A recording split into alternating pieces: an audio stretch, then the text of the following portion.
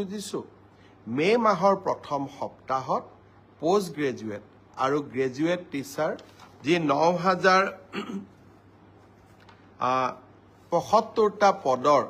graduate টিচাৰৰ নিযুক্তি পৰীক্ষা হৈছিল তাৰ ফলাফল সেবাই ঘোষণা কৰিব কিন্তু তাৰ পিছত আপোনালোকৰ ডকুমেণ্ট ভেৰিফিকেশ্যন হ'ব আৰু ফাইনেল নিযুক্তি 10 অক্টোবৰত হ'ব আৰু 10 অক্টোবৰলৈ আপোনালোকে ধৈৰ্য ধৰিবই লাগিব কাৰণ আমিও আপোনালোকৰ অকণমান ধৈৰ্যৰ পৰীক্ষা কৰিব খুজিছোঁ ঠিক সেই ধৰণে যিসকল শিক্ষকে মোক সুধি আছে 5,550ৰ লিষ্ট কেতিয়া দিব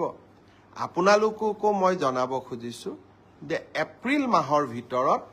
আমি আপোনালোকৰ ডকুমেণ্ট ভেৰিফিকেশ্যনৰ কাম শেষ কৰিম মে মাহৰ পৰা আপোনালোকৰ প্ৰভিজনেল লিষ্ট ওলাব কিন্তু নিযুক্তি 10 অক্টোবৰত হ'ব আৰু তেতিয়ালৈকে আমি সকলোৱে ধৈৰ্য ধৰিম কোনোবাই ক'ব পাৰে যে নতুন নিযুক্তিৰ ল'ৰা ছোৱালীয়ে যদি ইমান দেৰিকৈ দিওঁ তাতো পোষ্ট ল'ব নেকি নহয় নতুন নিযুক্তিৰ তালিকা 10 অক্টোবৰৰ পিছত ওলাব গতিকে 10 অক্টোবৰত যিসকলে নিযুক্তি পাব তেওঁলোকে স্বাভাৱিকভাৱে নতুন নিযুক্তিত এলপিৰ শিক্ষক এলপিত অৱতীৰ্ণ হ'ব নোৱাৰিব কিন্তু তেখেতসকলে ইউপিৰ পৰীক্ষাত বা আপাৰ প্ৰাইমেৰীৰ মেৰিট লিষ্টত তেওঁলোকৰ নাম ডেফিনেটলি অন্তৰ্ভুক্ত হ'ব পাৰে গতিকে মই সকলোকে ধৈৰ্য ধৰিব ক'লো গ্ৰেজুৱেট আৰু পোষ্ট গ্ৰেজুৱেট টিচাৰৰ ৰিজাল্ট মে মাহত কিন্তু আফটাৰ ডকুমেণ্ট ভেৰিফিকেশ্যন নিযুক্তি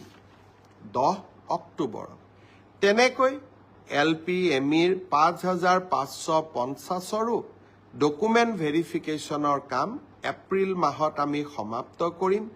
মাৰ্চ মাহৰ পৰা প্ৰভিজনেল লিষ্ট ওলাব কিন্তু নিযুক্তি 10 অক্টোবৰত হ'ব